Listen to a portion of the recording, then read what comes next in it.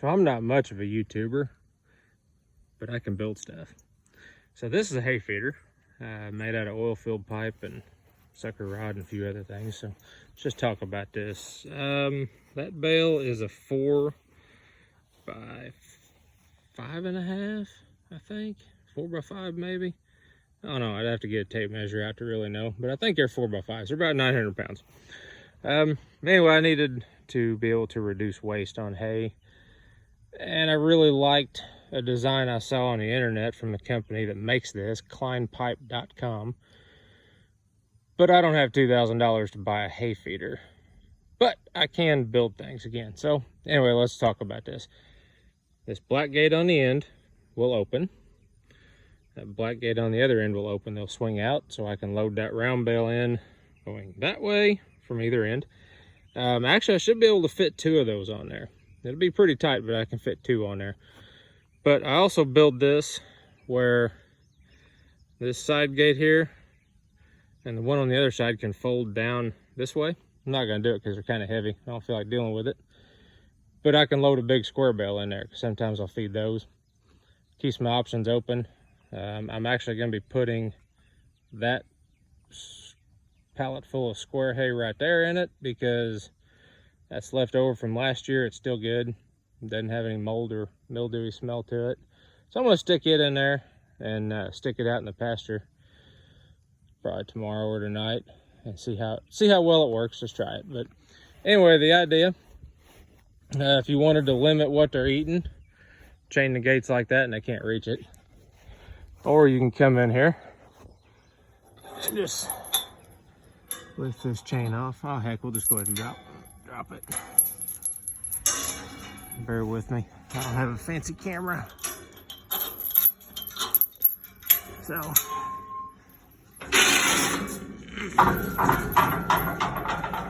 the idea, I can load one from the side. I could actually load that from right there if I really wanted to. But I like the way I put it in there. The way these gates lay against it, I think if I had it in, put that bale in going in that way with the flat side right here, I don't think the gates would lay against it very good for them to be able to eat it very well. So anyway, bear with me when I fold this back up.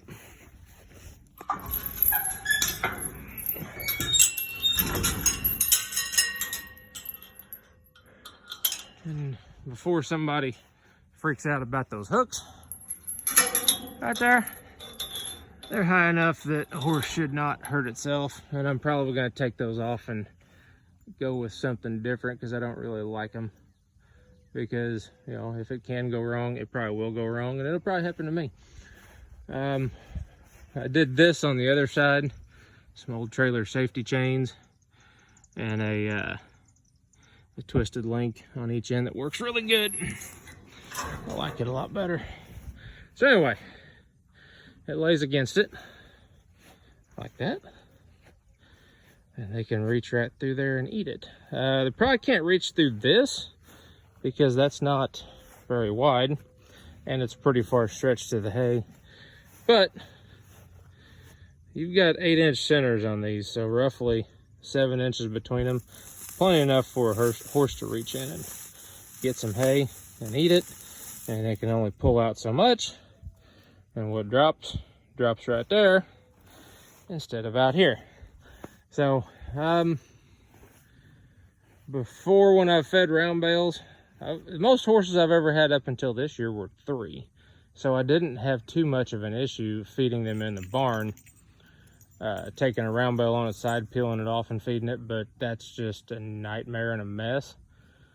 And with 4 of them, I needed to do something different. I wasn't going to attempt to try to feed them like I did last year with small square bales, dropping them and spreading them out in a field like I did. Watch some other videos, you can see that.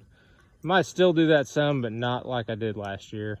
And I'm not going to try feeding them solely in the barn. So I needed something to reduce waste. And if you take that bale and just put it on the ground, within 4 days, they've got it just spread apart everywhere in a disaster, and they've stomped it into the dirt and made it unusable.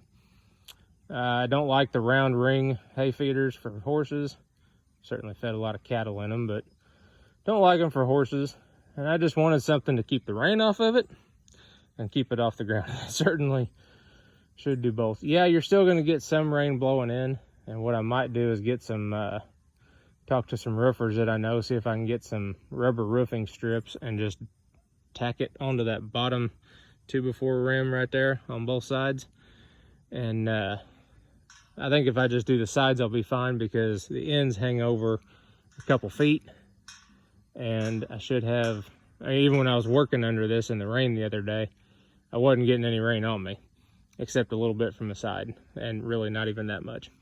But it was more of a straight down rain. A blowing rain, it's going to come in there. I mean, unless I drop the rubber down to about this level, you're going to get rain on it. But they're also heating it, and you're feeding in the winter time, so it's not going to rot real fast.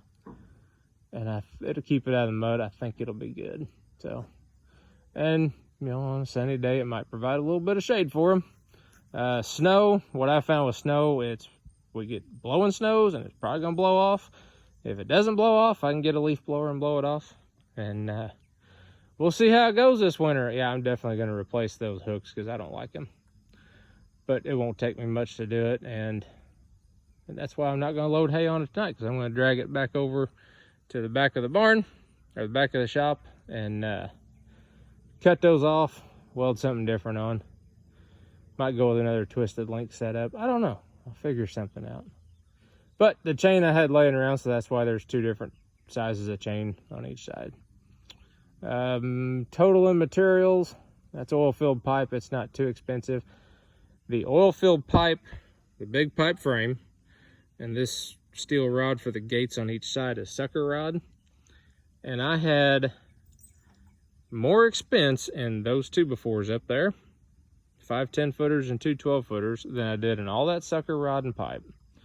And that says something. Now, the angle iron that's on each side right here holding those boards down, that put me over the cost of the wood. But yeah, it's just amazing what lumber costs right now. And the oak floor, that's red oak flooring in there. I wanted white oak, but red oak was a good deal, and I think it'll last just fine for what we're going to do. But I actually traded for that for some elm that I took a guy that had a sawmill, and I said, look, I just need something for this. And he said, well, I can sell elm better than I can sell oak, so how about oak? And I'm like, fantastic, I want oak anyway. So that worked. Other than that, the roof is flat, and I've had a couple people say you won't like that because it'll leak, but I live south of town, south of Murfreesboro, and nothing's flat down here. So wherever I park that, it's going to be at a pitch one way or another. Probably going to be at 2 pitches, and I'm not going to have a problem with rain sitting on it.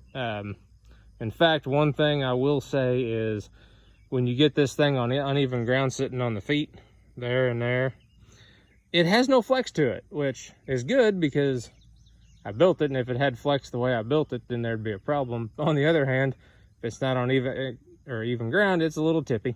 But horses will get over it, they'll figure it out. And my wife asked, you think they'll eat out of it? Well, they'll either eat or go hungry, and I ain't never seen a horse go hungry when it has food right in front of it. So they'll get over it, be good for them. Catch you later.